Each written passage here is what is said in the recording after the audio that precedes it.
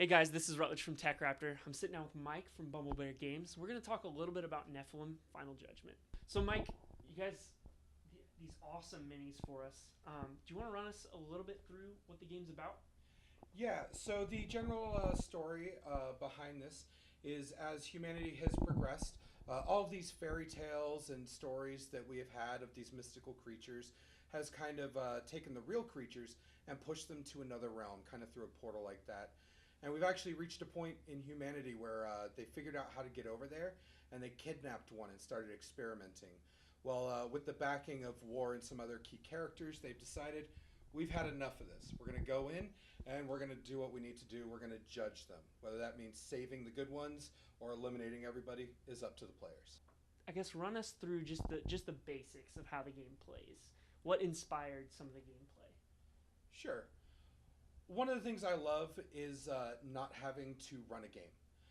Always being that one guy in your gaming group who has to be the GM and never gets to experience the player side of something he spent $40 to $80 on, depending on what you purchased. And so I wanted to have a game where everybody can sit down and work co-op 100%. Nobody's actually trying to backstab anyone. On top of that, I wanted to see a good dungeon crawl type game in which you actually had to go about a bunch of different strategies rather than just killing the most guys possible. And so with that, we've tried to set up a game in which you get strategies and scenarios, starting with your opening event and whatever chaos may occur, all the way to the final event and or boss or saving, whatever you may do, in order to get a full rich experience through any number of playthroughs, whether your opening mission, one for each specific character, or the final one in a big campaign arc where you need to defeat the big bad once and for all. What inspired the idea of let's make the kind of the focus when it comes to objectives these guys? Well, these, especially with Rosie and Amelia, these are a lot of characters that I personally enjoy and I think could have really characterful backgrounds. Because really what we're dealing with is an alternate Earth, right? Something that we can, fantasize about and think of all these epic things that have happened. And so I wanted to take these people who kind of have this really interesting background as it is anyway, Amelia Earhart, Al Capone, things like that, and really just bump it up to something truly super, something awe-inspiring, and just make somebody enjoy seeing somebody that they knew in history and go, oh, this is a really cool take on that. I like that. And we were given the option at the end of the demo to either kill Rosie or redeem her. And basically what we learned was every action has a consequence throughout the rest of the game. Do you want to talk a little bit about that? Yeah, one of the things I love is the concept of actual consequences. Not just in the bad things you do, but in the good things. Because even doing something great down the line can lead to something really terrible, depending on what happens. And so in this case, we had Rosie, of course, who we had the option to save or redeem. And if you, for example, saved her, she might show up later in another mission and do something to help you. Or people might revolt because she used to be on their side and try harder to take you out. In addition, if you kill her, similar things could happen. And I just wanted it to be about choices where people could be surprised and think, oh, I didn't know that this would have the desired outcome that I wanted, or, this had something new that caught me off guard, but I can see why it happened.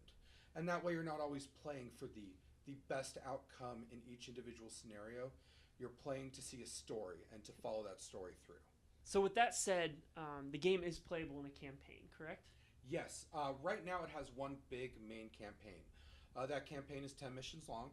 It's got a bunch of interchangeable missions based on if you want to do something random or see something unique about a character's background. As we do more expansions or Kickstarter stretch goals, things like that, we'll add additional campaigns where you can see different things or follow through different stories.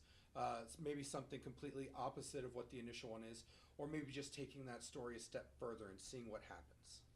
Awesome.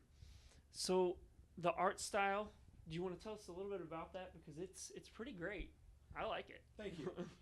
Yeah, right now we're looking in a city right now. It's mainly a top-down view, just to make it easier to navigate. We're obviously running through the streets fighting things. Yep. There will be some missions where you can fight through buildings and experience that kind of action.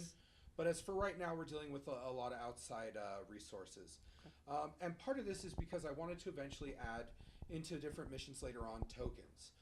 For example, the Tesla can, in later missions when they're harder, add light posts, and they can arc their Tesla energy to get these nifty little bank shots to hit the Nephilim. And so I feel like seeing a downward view outdoor look can add to that. In addition, the time frame we're looking at is an alternate history somewhere between the 1940s and 1960s, which I think has a lot of really visually stunning kinds of things. The cars were awesome. The music was great. The clothing was over the top and just full of life and color. And so I wanted to see more of that, and I wanted to inspire it. And it has the benefit of adding people like Rosie, who was around in that time, that we can tap into for icons.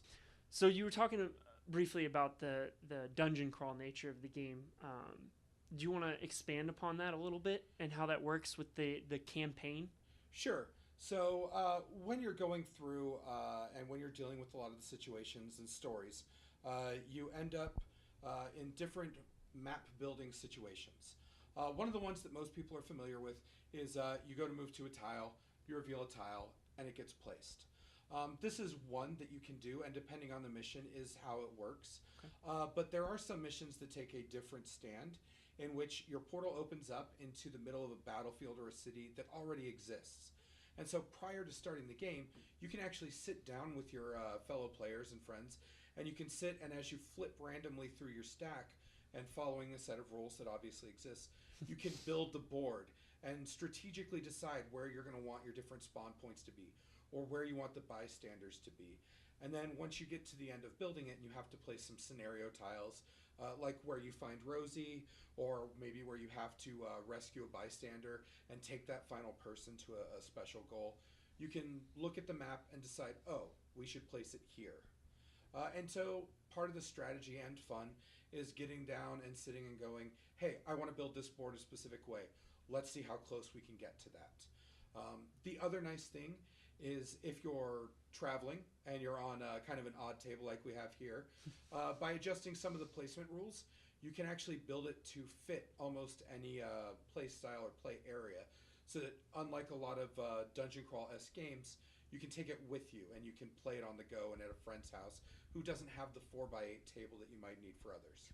So with the thematic nature of the game, the 10 mission campaign, you're working in a co-op environment. Every action has a consequence. So, you know, if you kill Rosie, you get a card that lasts the rest of the campaign. How does the party's choices affect the whole story? So one of the things that really impacts the individual game and progressing through the story is how you get additional items and how you build your character. Now at the end of each mission you get 1 XP. You can spend your XP to get an extra ability, do something cool. But the other thing you get is when you eliminate a full enemy group, you get soul gems, which is kind of the currency of the realm. It lets you buy new cool gear or remove debilitating injuries you may have gotten from the previous mission. Now, the other thing is, when you fully defeat an enemy group, you draw new event cards. So, if you get a little money hungry and decide to get greedy, you can run through the event deck a lot quicker and possibly cost your allies a successful mission. Or you can decide that you guys are way underpowered after doing really quick and easy missions and say, hey, we need to take a hit. We need to, let the bad guys win on this one so that we can get some cash, recover it, and try to, come into this next mission swinging and hopefully saving the world or ending it if that's what you choose. Awesome. So you're planning a Kickstarter. Do you have a estimated time for when you're going to bring that out? I would really like to do it either end of this year or sometime earlier next year. I obviously don't want to bog people down around Christmas time. But I want to make sure enough time that we can get all the research and information done so that we can have a on-time Kickstarter, which I know is what most people want as a good delivery. And so a lot of that involves right now researching who to talk with and work with overseas and what needs to be done to get this built properly and sent out to people. Awesome. So if people want to keep up and know when that Kickstarter goes live, where should they go? They can go to bumblebeargame.com. That's without the S. Or they can look up the Facebook page we have. A lot of it's new and under construction. Unfortunately, we're doing Gen Con right now instead of working on it. Yep. But once we get back, we're going to hopefully throw up a lot of pictures, a lot of cool information. Some of the miniatures will be for sale, much like the Monstrous, Monstrum, and War, which is one of the house favorites. So people can also pick them up, and a lot of that will go right back into making the game better and make it launch faster. Awesome. Thanks for meeting with us. Stay tuned for more Gen Con 2016 coverage.